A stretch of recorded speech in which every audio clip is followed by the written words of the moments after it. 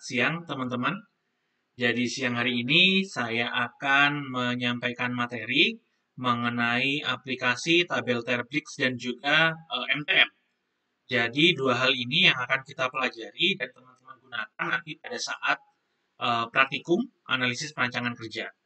Jadi siang hari ini saya akan mencoba record materi pengantar sebelum teman-teman mengerjakan em, modul praktikum yang pertama, yaitu modul Terblix dan MTM. So, hopefully teman-teman dalam kondisi yang sehat siang hari ini. Kemudian, semoga nanti di modul pertama teman-teman dimudahkan dan cukup paham mengenai materi yang akan teman-teman kerjakan di modul yang pertama. Oke, so saya akan langsung masuk ke materi. Oke, jadi materi siang hari ini adalah analisis perancangan kerja, yaitu application of Terblix and MTM tables. Oke, jadi kita akan belajar sekilas mengenai Terblix. Sebenarnya ini juga sudah pernah saya deliver ke teman-teman. Kemudian yang untuk MTM table, ini akan saya jelaskan lebih mendetail. Mungkin nanti video ini akan terbagi menjadi 4 part. Oke, silakan teman-teman tonton mulai part 1 sampai part keempat. Oke. So, today's outline, jadi apa yang akan kita pelajari hari ini, ada beberapa hal. Yang pertama adalah tujuan instruksional, kemudian yang kedua adalah capaian pembelajaran, kemudian yang ketiga adalah prinsip ekonomi gerakan, kemudian yang keempat adalah elemen gerakan Terblix, yang kelima adalah peta tangan kanan dan tangan kiri, atau biasa disebut dengan petaka petiki, gitu ya. Kemudian yang berikutnya adalah aplikasi Method Time Measurements atau MTM disingkatnya. Berikutnya dari MTM ini nanti teman-teman akan mendapatkan namanya TMU. Oke. Time Measurement Units. Bagaimana kita mengkonversi TMU itu menjadi detik. Nanti kita akan belajar di sesi akhir. Oke. Yang pertama adalah tujuan instruksional. Yang pertama adalah mahasiswa mampu menyusun elemen kerja dari kondisi kerja yang diamati. Oke. Yang kedua adalah mahasiswa mampu melakukan pengukuran kerja menggunakan metode method time measurement. Oke. Jadi teman-teman nanti akan melakukan pengukuran kerja dari video yang sudah saya take bersama teman-teman asisten praktikum. Jadi di sana saya merakit Tamiya. Nanti teman-teman akan membedah gitu ya, membedah pekerjaan assembly Tamiya gitu ya yang saya lakukan. Berikutnya adalah mahasiswa mampu melakukan perbaikan kondisi kerja. Jadi nanti di modul 1 teman-teman diminta gimana kira-kira memberikan rekomendasi perbaikan kondisi kerja yang seharusnya. Gitu ya. Bagaimana yang seharusnya? Yang seharusnya adalah waktu selesainya harusnya lebih cepat daripada waktu sebelumnya. Gitu ya. Berikutnya adalah mahasiswa mampu melakukan analisis dari kondisi kerja sebelum dan setelah perbaikan. Gitu ya. Jadi teman-teman melakukan analisa, waktunya lebih cepat, gitu mungkin ya. Kemudian bagaimana konsekuensi yang harus dilakukan untuk menempuh hal tersebut. Gitu ya. Berikutnya adalah capaian pembelajaran. Jadi ada beberapa capaian pembelajaran yang saya harapkan dari modul, terutama modul praktikum analisis perancangan kerja ini, gitu ya. Yang pertama adalah memiliki pengetahuan tentang konsep dasar pengukuran kerja. Berikutnya adalah memiliki pengetahuan dasar tentang pengukuran kerja dan teknik-teknik pengukuran kerja, baik langsung maupun tidak langsung. Oke. Berikutnya adalah memiliki pengetahuan tentang aspek-aspek penting dari sebuah pekerjaan, elemen pekerjaan, performance rating, waktu kelonggaran, waktu normal penyelesaian pekerjaan, dan waktu baku sebuah pekerjaan. Oke. Yang keempat adalah mampu melakukan perancangan dan analisis kerja, yaitu job design dan job analysis. Yang terakhir adalah mampu melakukan pengukuran kerja menggunakan metode langsung dan tidak langsung secara tepat. Baik. Oke, saya masuk ya. Ke materi adalah prinsip ekonomi gerakan. Oke, prinsip ekonomi gerakan. Metode kerja terbaik dapat diukur melalui waktu pengerjaan tersingkat, tenaga fisik paling ringan, dampak psikis dan sosiologis terendah, serta dengan biaya minimum. Oke. Selain itu, Dengan pengaturan dan penggunaan prinsip kerja efektif dan efisien, juga dapat menjadi metode terbaik dalam suatu sistem kerja.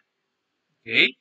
Meskipun tidak semua prinsip kerja diaplikasikan di setiap operasi, meskipun tidak semua prinsip kerja diaplikasikan di setiap operasi, prinsip tersebut tetap menjadi dasar untuk meningkatkan efisiensi dan mengurangi fatigue atau kelelahan ya dalam kerja manual.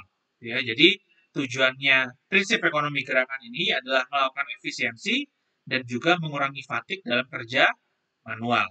Ya, terdapat beberapa faktor yang mempengaruhi gerakan ekonomis. Yang pertama adalah anggota tubuh manusia. Jadi biasa yang kita gunakan adalah tangan, gitu ya. Kemudian arah dan keterbatasannya dalam melakukan gerakan, gitu ya. Jadi tangan kita kan ya maksimal itu bisa dibuka sampai 180 derajat, gitu ya. Kalau dibuka ke belakang lagi kan nggak bisa, gitu ya. Sehingga ada keterbatasan dalam melakukan gerakan. Yang kedua adalah pengaturan tata letak fasilitas dalam stasiun kerja. Gitu ya. Jadi kita punya workstation, di mana kita mengatur tata letaknya. Jadi kalau misalnya teman-teman punya meja belajar gitu di kosan atau di rumahnya gitu ya, pastikan teman-teman mencoba meletakkan barang-barang teman-teman tuh efektif mungkin. Jadi kalau teman-teman mau ngambil mudah, teman-teman mau mengetik komputer mudah gitu ya, sehingga teman-teman harus meletakkan semuanya dalam jangkauan teman-teman. Ya. Yang ketiga adalah perancangan peralatan untuk melakukan aktivitas kerja. Ya, mungkin ada beberapa peralatan yang tidak bisa kita beli jadi, sehingga kita harus rancang, gitu ya. Nah, ini yang juga kita harapkan dari teman-teman belajar mengenai analisis perancangan kerja, terutama method time measurement. Jadi teman-teman diharapkan tidak hanya bisa menggunakan alat, tapi teman-teman diminta juga untuk dapat merancang sebuah alat kerja. Ya. Berikutnya, Marvin M. Yundel dalam bukunya mengelompokkan mengenai prinsip ekonomi gerakan sebagai berikut. Ya. Yang pertama adalah mengeliminasi semua kegiatan, langkah-langkah, atau gerakan-gerakan yang tidak dibutuhkan. Ya. Jadi kan tadi kita topiknya adalah ekonomi movement, gitu ya, ekonomi gerakan. Sehingga kita harus mencoba untuk mengeliminasi kegiatan-kegiatan atau langkah-langkah yang tidak dibutuhkan dalam melakukan sebuah aktivitas kerja. Jadi muaranya itu, ya. Yang kedua adalah mengeliminasi kondisi yang tidak beraturan dalam setiap kegiatan. Jadi mengeliminasi kondisi yang tidak beraturan dalam setiap kegiatan. Jadi kita mencoba untuk menstrukturkan, gitu ya. Yang ketiga adalah mengeliminasi penggunaan kedua tangan ataupun satu tangan sebagai holding device, gitu ya. Jadi kita dibekali dua tangan oleh sang pencipta, gitu ya, tangan kanan dan tangan kiri. Jadi kalau bisa tangan dua-duanya ini melakukan pekerjaan. Jangan sampai satu tangan itu melakukan pekerjaan dan yang satunya adalah holding device. Dalam kata lain, dia memegang alatnya, gitu ya. Jadi kalau kita mengassembly sesuatu, tangan kiri itu memegang alatnya, tangan kanan yang bekerja. Yang benar adalah tangan kiri dan tangan kanan itu sama-sama bekerja. Sehingga dikenal ada terminologi namanya jigs and fixture, gitu ya. Fixture ini gunanya adalah sebagai holding device, gitu ya. Bukan tangan kita yang digunakan untuk sebagai holding device. Oke. Okay? Karena hal ini merupakan kegiatan tidak produktif yang menyebabkan kerja kedua tangan tidak seimbang, gitu ya. Jadi yang satunya kerja, yang satunya megangin, gitu ya. Padahal kedua-dua tangan ini sama-sama bisa produktif sebenarnya. Oke. Okay? Keempat, mengeliminasi gerakan yang tidak semestinya dan menghindari gerakan yang membahayakan dan melanggar prinsip keselamatan dan ini keliru ya, yang membahayakan dan melanggar prinsip kesehatan dan keselamatan kerja atau dalam kurung K3. Oke. Kemudian mengeliminasi penggunaan tenaga otot untuk melaksanakan kegiatan statis atau fixed position. Nah, ini berkaitan sama holding device tadi ya. Tangan kiri kita gunakan, ototnya tegak gitu ya. Tapi sebenarnya kegiatannya statis atau fixed position kita sebagai holding device. Padahal tangan kanan nggak apa-apa kita mengeluarkan tenaga otot, tapi untuk kegiatan yang dinamis. Jangan hanya untuk holding device. Ya. Berikutnya adalah mengeliminasi waktu kosong atau idle time, gitu ya. Ini kita sudah belajar ya. Kemudian dan waktu menunggu, delay time, oke, dengan membuat perencanaan atau penjadwalan. Oke, jadi ini adalah prinsip-prinsip dalam ekonomi gerakan ya teman-teman ya. Nah, berikutnya selain tadi temanya adalah eliminasi, kita juga harus bisa melakukan kombinasi gerakan, gitu ya. Mengkombinasikan gerakan-gerakan kerja yang berlangsung pendek atau terputus-putus dan cenderung berubah-ubah arahnya dalam sebuah gerakan kontinu. Jadi kita tidak disarankan untuk melakukan gerakan yang pendek-pendek, tapi kalau bisa kita melakukan gerakan yang kontinu, ya. Kedua, mengkombinasikan beberapa aktivitas yang mampu ditangani oleh sebuah peralatan kerja dengan membuat multi purpose, ya.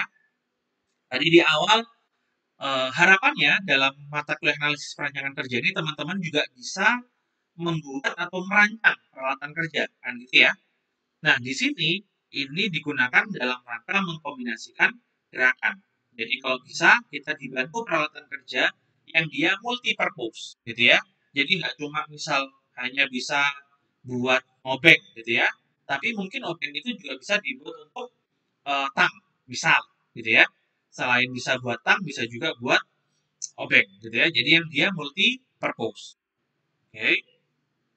Kemudian mendistribusikan kegiatan dengan membuat keseimbangan kerja antara kedua tangan. Gitu ya. Jadi kita coba mengkombinasikan tangan kiri dan tangan kanan kita. Oke. Yang ketiga, selain kombinasi, kita juga harus bisa melakukan substitusi gerakan. Gitu ya. Nanti setelah teman-teman breakdown keseluruhan gerakan dalam merakit Tamiya, gitu ya, teman-teman di disarankan untuk bisa melakukan substitusi gerakan, gitu ya. Melakukan aktivitas kerja dengan prinsip kebutuhan energi otot yang digunakan minimal, gitu ya. Tadi kan kita disarankan kalau kita mengeluarkan energi otot supaya tidak untuk menggunakan energi tersebut sebagai holding device, gitu ya. Jangan sampai cuma holding aja. Tapi kan kita juga harus menggunakan energi tersebut untuk melakukan kegiatan produktif, gitu ya. Tapi di sini dianjurkan energinya digunakan seminimal mungkin, gitu ya. Yang berikutnya adalah mengurangi kegiatan mencari objek, gitu ya. Jadi jangan sampai gerakannya itu searching, gitu ya. Cari objek, ada tumpukan objek, kita cari-cari bendanya, gitu ya. Nah, itu tidak disarankan untuk mencari objek kerja di tempat yang sama. Oke, sehingga di sini peran kita untuk bisa menata part-part kerja itu menjadi krusial, gitu ya. Berikutnya adalah meletakkan fasilitas kerja berada dalam jangkauan tangan yang normal. Jadi kita harus bisa make sure, kita harus bisa memastikan jangkauan tangan kita dengan benda yang mau kita ambil itu dalam jangkauan tangan yang normal. Gitu ya. Nah, berikutnya adalah elemen gerakan termix. Oke. Di dalam mengamati suatu pekerjaan yang sedang berlangsung, akan terdapat banyak gerakan yang membentuk kerja tersebut. Oke. Untuk mempermudah proses analisis terhadap gerakan kerja yang akan dipelajari, perlu dikenal terlebih dahulu gerakan-gerakan dasarnya. Oke. Jadi elemen gerakan Terblix ini adalah tabel yang memuat gerakan-gerakan dasar dalam method time measurements. Oke, jadi MTM ini merupakan produk derivasi dari gerakan Terblix. Oke. Frank and Lillian Gilbert ya, yang sudah kita bahas di kuliah-kuliah sebelumnya, telah berhasil menciptakan simbol atau kode dari gerakan-gerakan dasar kerja yang dikenal dengan nama Terblix. Oke. Jadi ini adalah anagram ya, anagram dari namanya mereka sendiri gitu ya. Dari penemuan tersebut, maka dibuatlah tabel Terblix yang berisikan 17 uraian gerakan-gerakan dasar yang biasa terjadi dalam suatu pekerjaan. Oke. 17 gerakan dasar pada tabel Terblix tersebut dikategorikan menjadi dua tipe. Oke, yaitu gerakan Terblix efektif dan juga gerakan Terblix yang non efektif atau disebut tidak efektif. Oke. Nah, untuk mengetahui apa saja gerakan-gerakan ini, oke, nanti kita akan pelajari pada video part yang kedua. Oke, teman-teman. So, part yang pertama sampai situ dulu. Nanti kita akan lanjut ke part kedua untuk mengetahui lebih dalam gerakan-gerakan kerja tablik yang efektif itu apa saja sih Pak, gitu ya. Dan juga gerakan-gerakan kerja yang non efektif itu apa saja sih Pak, gitu ya. Nanti kita akan pelajari setelah ini. Kita akan lanjut ke part kedua. Oke, teman-teman. See you on